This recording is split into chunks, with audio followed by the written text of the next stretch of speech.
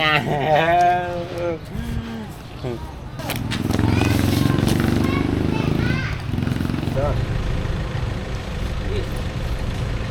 เอา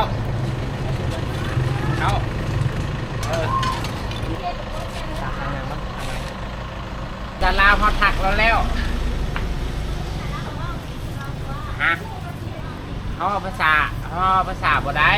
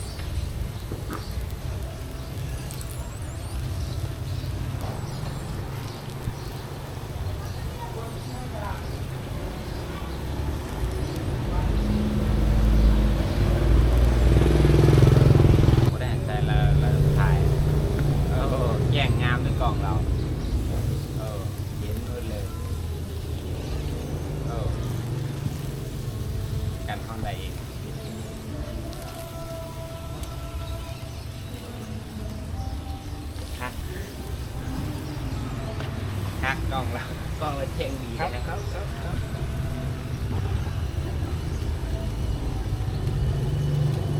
ยังอยู่ยันไว้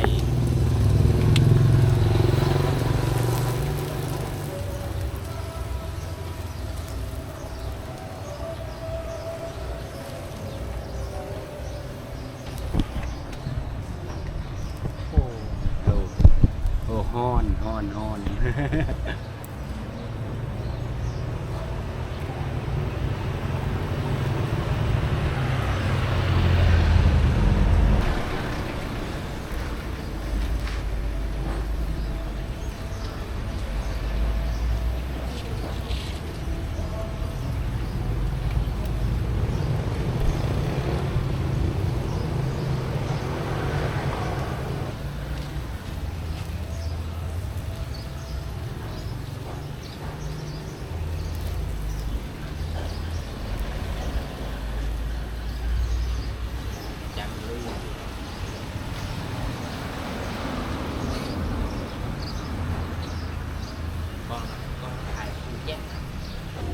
เจียงจังเลย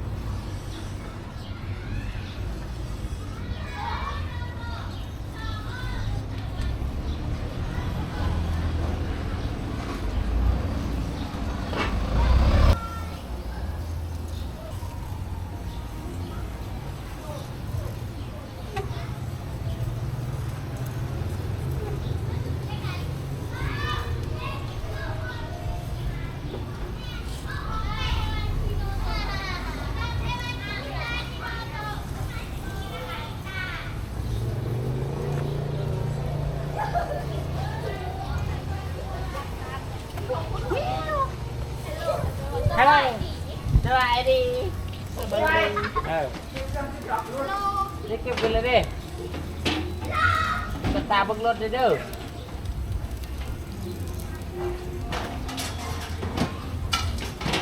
บังรถนะ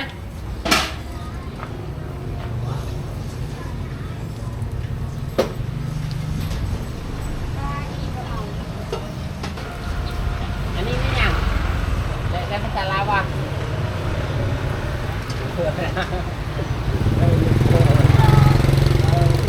ฮัลโหลนี่คือกระตานี่คือกระตาได้ฮัล ดิแม่เออมาดูเจ้า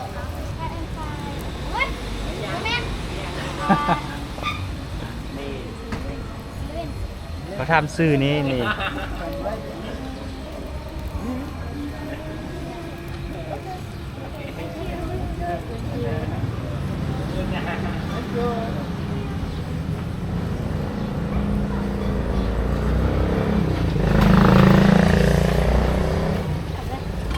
เขาทำซื้อนี่มีเขาทำซื้อ ทำซื้อแล้วอ่ะ เราทำซื้อโต รู้แล้ว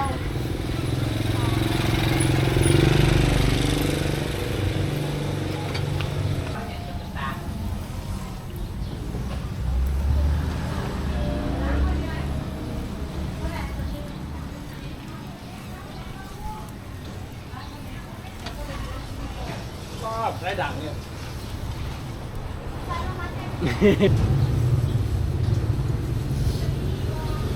ก็ปากล้องเราบย่านไฟเลยถ่ายให้เดี๋ยวเราบอกแจ้งๆหมดนะ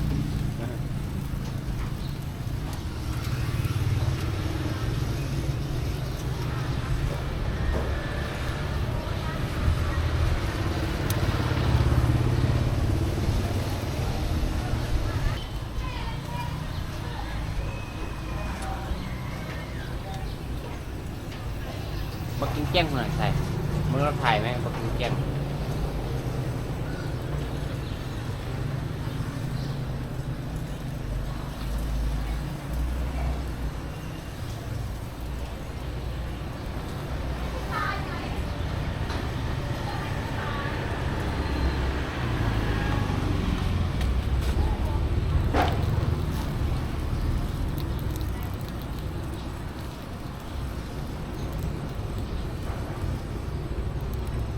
กล้า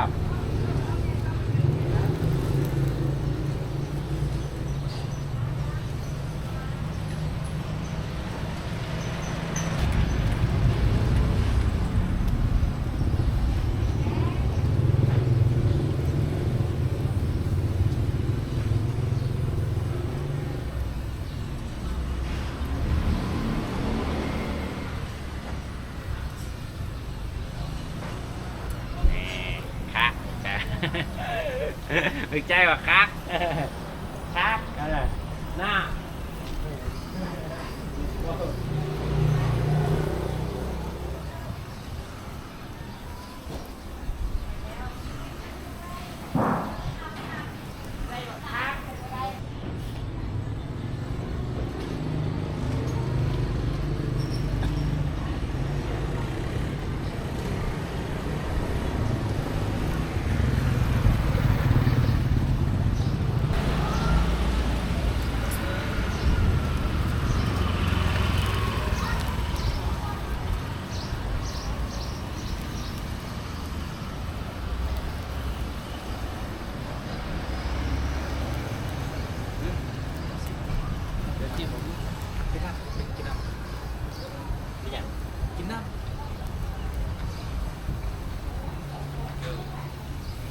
แน่บ่ะแล้วมึงมาหมุน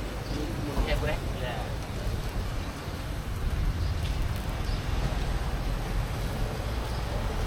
น้อยเลยเบิ้ลตัวใดน้อยมีน้อยใช่ป่ะจะเชียวไหมอ่ะนั่นใหญ่ป่ะ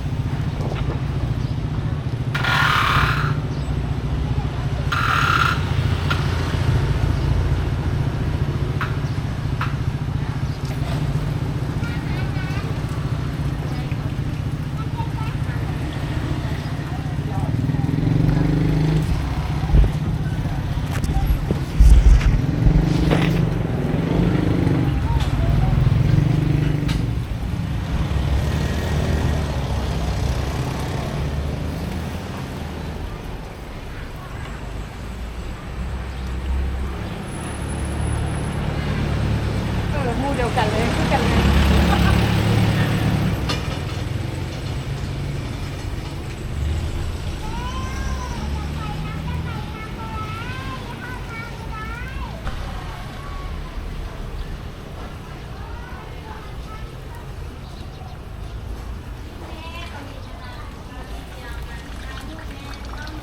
ทีละคือกับ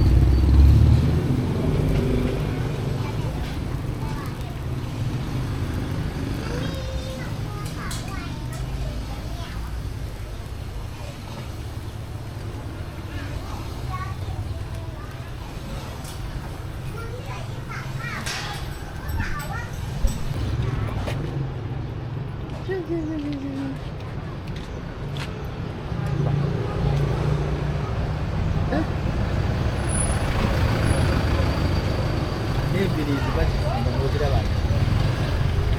ว่า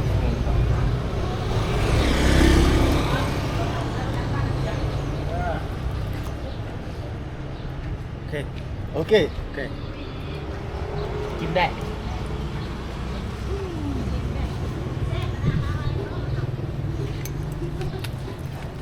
จะได้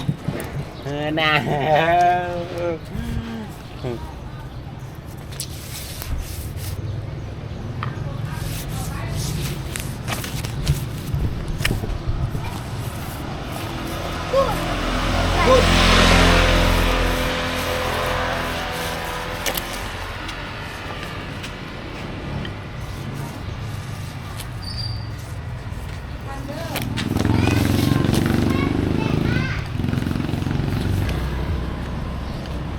กูดวะ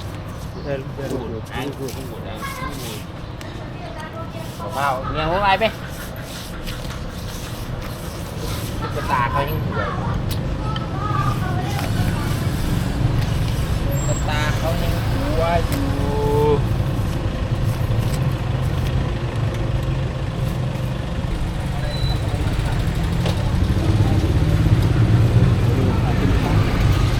ไม่งั้นนะเฮ้ย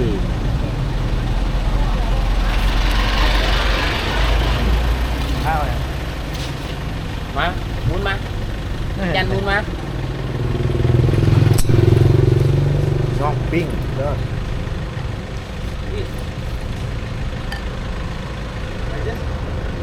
เข้า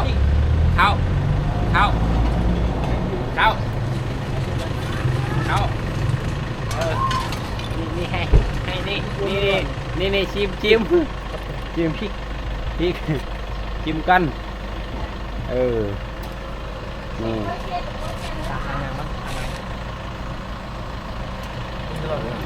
อะไรวะ มันยังไม่ได้ชิมคาม เดี๋ยวให้ชิมก่อน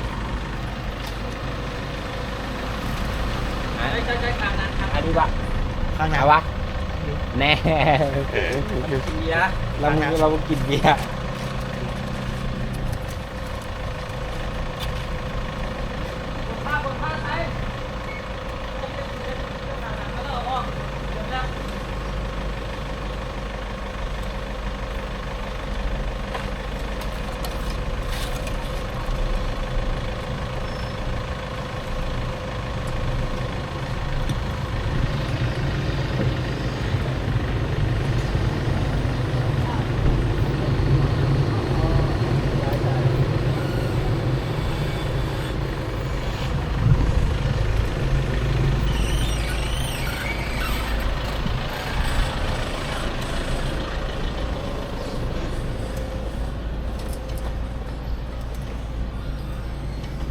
ได้ภาษาลาวอยู่อ่ะ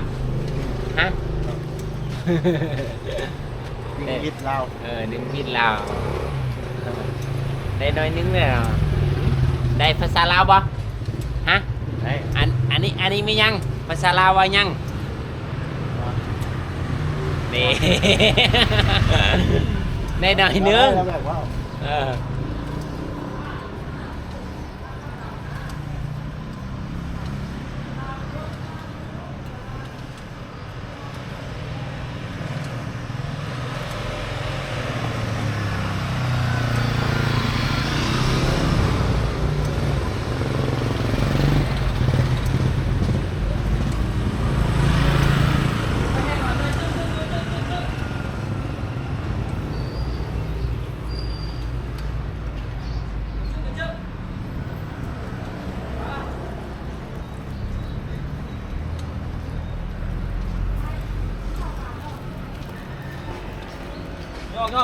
ย่อจานย่อไว้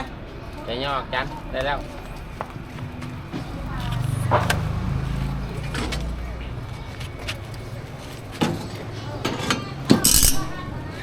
น้ำของมันนึงกัน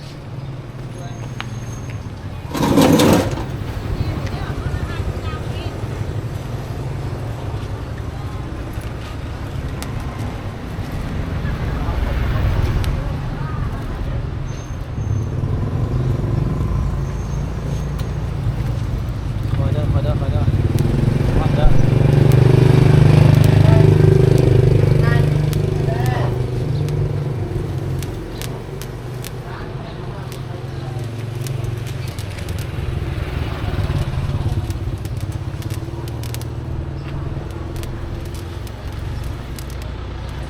เราไม่ได้ภาษาลาวเราทีแรกเนาะ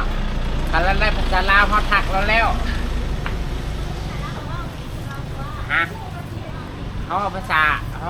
าบ่ได้เขาได้ภาษาลาว เอาไปเอาที่นั่นนี่นะคอนเตอร์เด้อ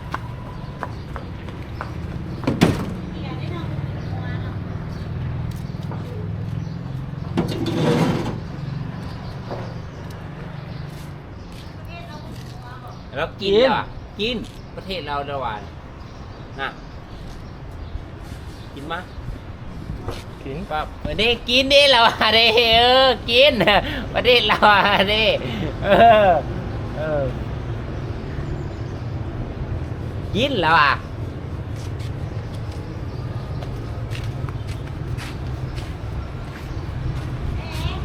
นะ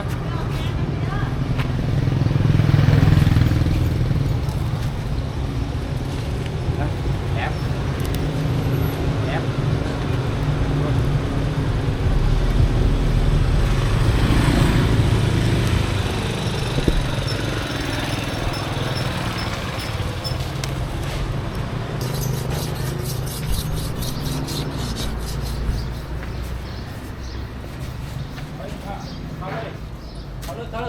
เข้าอันเตาเลยแม่บ่เอาลงลุมน้องเอาลงลุมบ่ต้องเอาย่องเทิงยื้อ ยัง ยอมนี่แล้วเอาเสามาใส่